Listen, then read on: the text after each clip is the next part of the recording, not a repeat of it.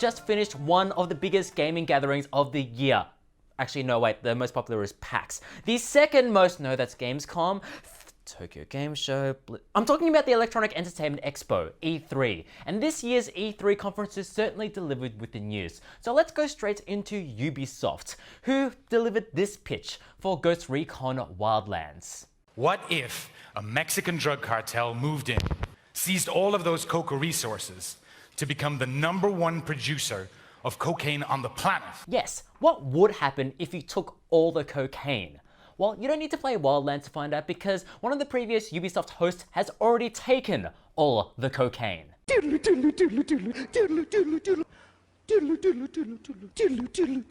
Ubisoft also showed off Watch Dogs 2 and a brand new game called Steep, which sees you skiing around the French Alps.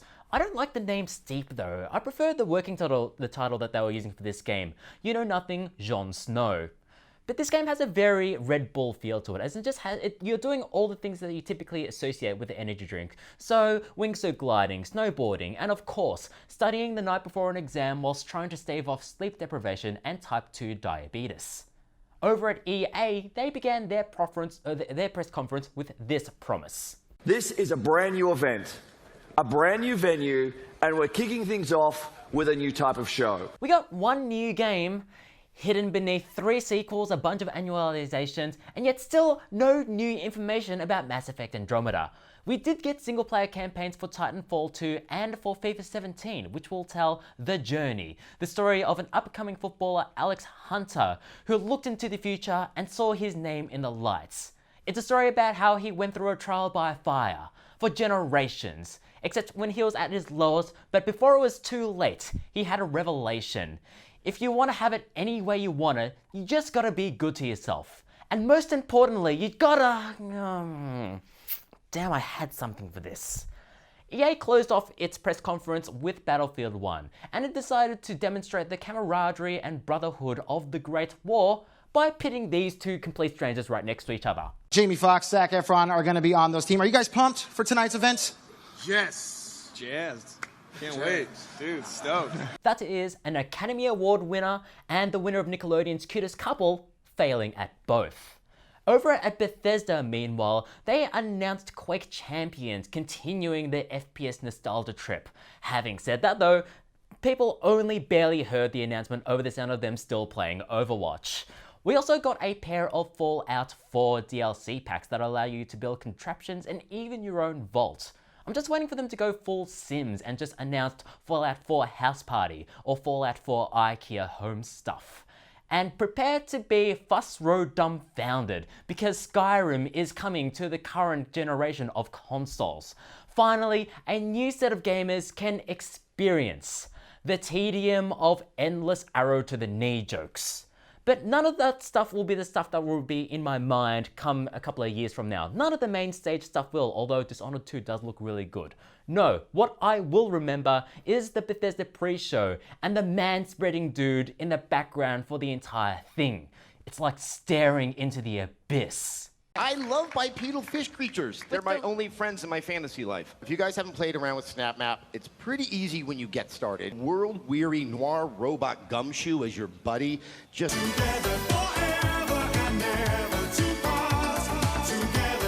Microsoft had the same idea, spreading the Xbox One brand across multiple consoles, starting with the Xbox One S, which would be 40% smaller and 100% whiter, meaning it'll finally be allowed into the local country club. However, that S might as well stand for stopgap because they also announced Project Scorpio, which will be a faster version of the Xbox One itself.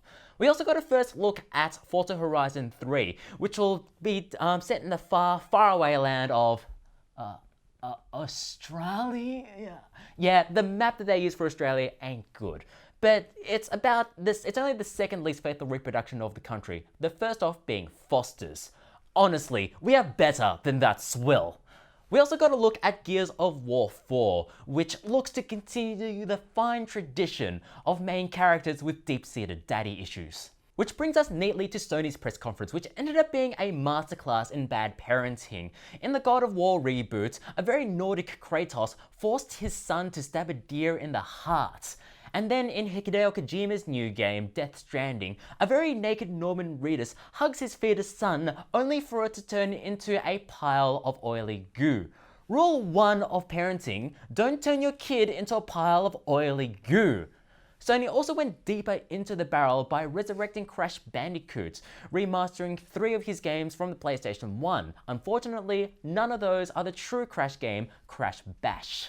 But what's Sony gonna do though for come E3 2018-2019? They're fairly deep in the barrel already. Are you gonna get HD remasters of Croc, of Gex, of Final Fantasy VII? And yes, I know Final Fantasy VII was announced last year, but as if that game is gonna come out by 2018. So that is pretty much all the major news from E3, also Zelda. Normally, I don't go into the debate of who won E3, but this year there was a clear E3 winner. Crabs. Everybody this year had crabs. Defying the laws of the